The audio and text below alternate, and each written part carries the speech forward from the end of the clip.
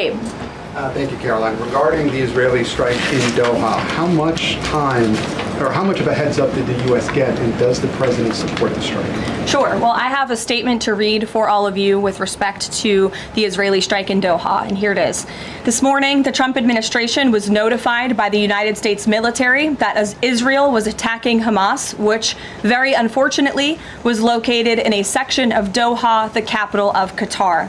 Unilaterally bombing inside Qatar, a sovereign nation and close ally of the United States that is working very hard and bravely taking risks with us to broker peace, does not advance Israel or America's goals.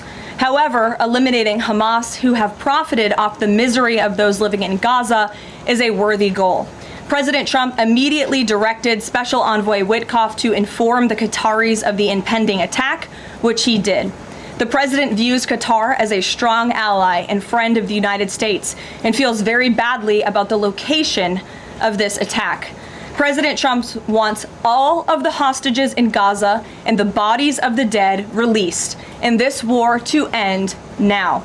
President Trump also spoke to Prime Minister Netanyahu after the attack. The Prime Minister told President Trump that he wants to make peace, and quickly. President Trump believes this unfortunate incident could serve as an opportunity for peace. The president also spoke to the Emir and Prime Minister of Qatar and thanked them for their support and friendship to our country.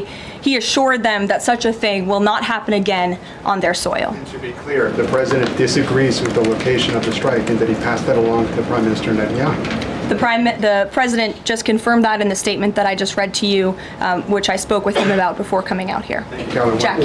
Thank you, Caroline. So is the president upset with Netanyahu now? The president made his thoughts and concerns about this very clear, and he spoke again both to Prime Minister Netanyahu and also the Emir and the Prime Minister of Qatar after this attack. And the president has always made it very clear that he wants peace in the Middle East, just like he sought that and accomplished that in his first term. He expects all of our allies and friends in the region, that includes both Qatar and Israel, to seek peace as well. And he wants to see that happen, and he's working with all of our allies in the region to get that done. Are there any consequences, so to speak, for Netanyahu doing this, as it sounds, against the president's wishes, or at least his belief that it was appropriate? Is there going to be any directive from the president to Netanyahu in terms of what's allowed in the future? And also, is there any concern this could jeopardize the Abraham Accords?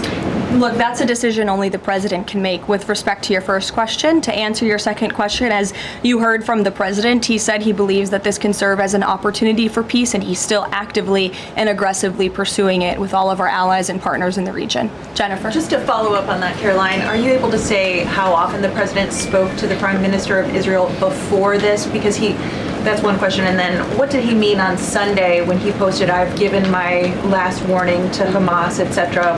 He wasn't talking about this strike on Doha? No, he was not. As I told you, the Trump administration was notified by the United States military that Israel was attacking Hamas, and the president spoke to the Prime Minister after the attack, as well as, again, the Emir and the Prime Minister of Qatar. And I know Secretary Rubio and Special Envoy Witkoff were present for that call with the Qataris as well.